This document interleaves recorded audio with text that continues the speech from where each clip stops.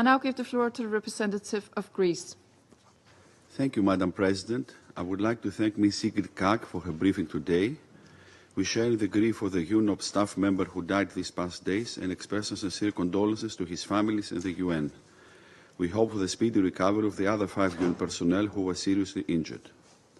Madam President, the world craves for peace in Gaza. This is the main takeaway for our discussion this week. Israelis deserve peace. Palestinians deserve peace. The ceasefire and hostage release agreement in Gaza demonstrated during a short but crucial lifespan that progress is possible when the parties are bold enough to commit to it.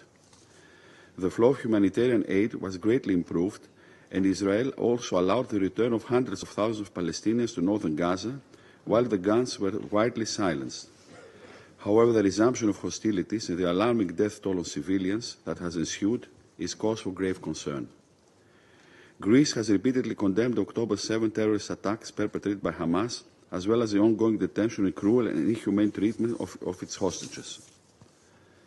We reiterate our demand for the immediate and unconditional release of all hostages and unequivocally condemning Hamas's terror. It is the people of Gaza that suffer in the face of Hamas intransigence and Israeli launch of operation. We echo the calls for the crossings to open as soon as possible and for humanitarian aid to flow again at scale and unhindered in Gaza. The suffering of civilians must end. At this critical juncture, we call for the immediate and full implementation of the ceasefire agreement.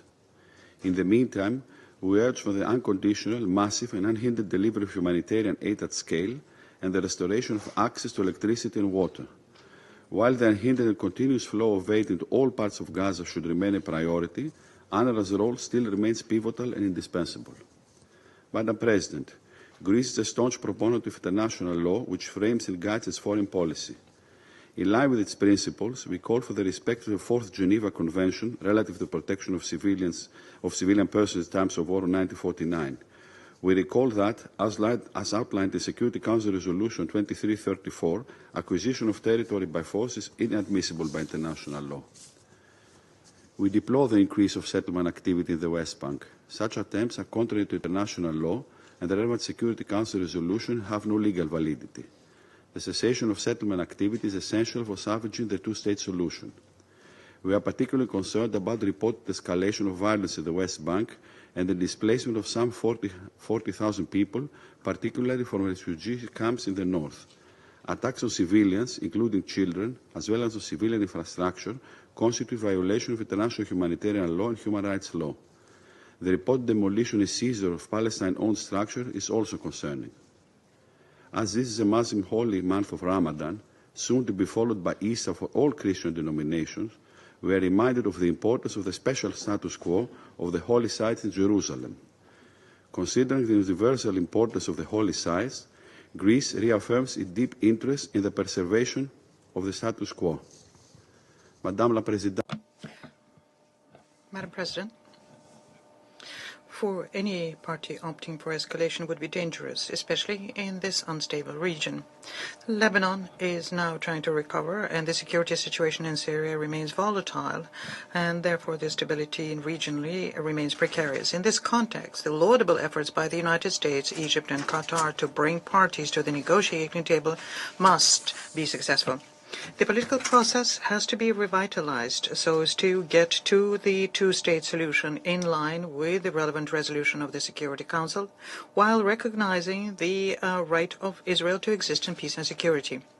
We are looking forward, therefore, with a great deal of interest to the international conference in New York this summer to be co-chaired by France and Saudi Arabia.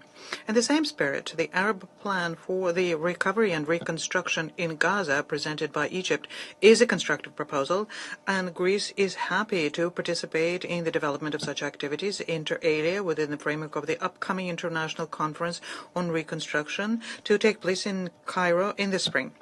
Madam President, a Palestinian Authority which is strengthened and reformed, capable of effectively governing in the West Bank and eventually in Gaza, has to be at the heart of our post-war efforts.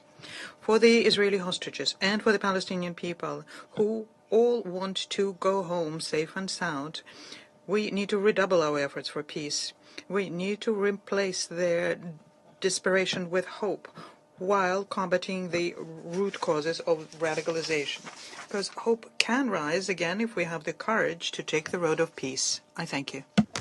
Representative of Greece for the statement.